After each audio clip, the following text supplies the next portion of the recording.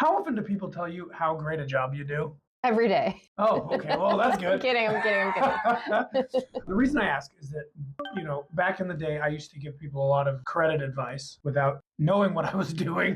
Bad advice, let's be real. So I wanted to kind of talk to you about the things that I've learned from you.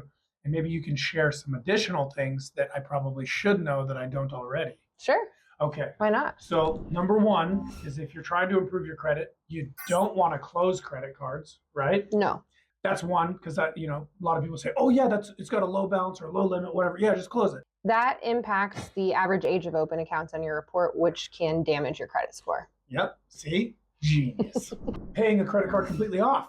Also a bad idea.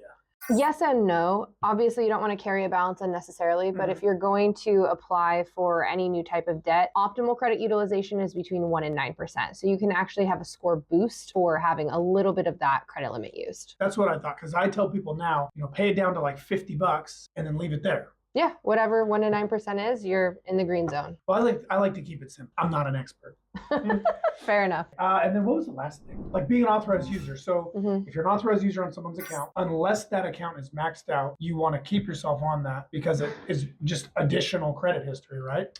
Yeah, if the account has some age to it, it can be beneficial. The older that account, the older your average age of accounts on your credit report. And then obviously you want it to have good payment history and like you said, low balance. Yeah. So if someone has, a card they've had for 10 years, you've been on it, they keep the balance below 10%, they're always on time, that's when you want to just leave. Because if you remove yourself as an authorized user, that history is just erased, right? Right. If you remove yourself, that account will then be removed from your credit report. So you'll lose all that positive history. That sounds really bad. Yeah, not ideal.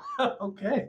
Well, thanks, Ivory. Yeah, absolutely. Comment your credit or debt questions below and we'll answer them in the next video.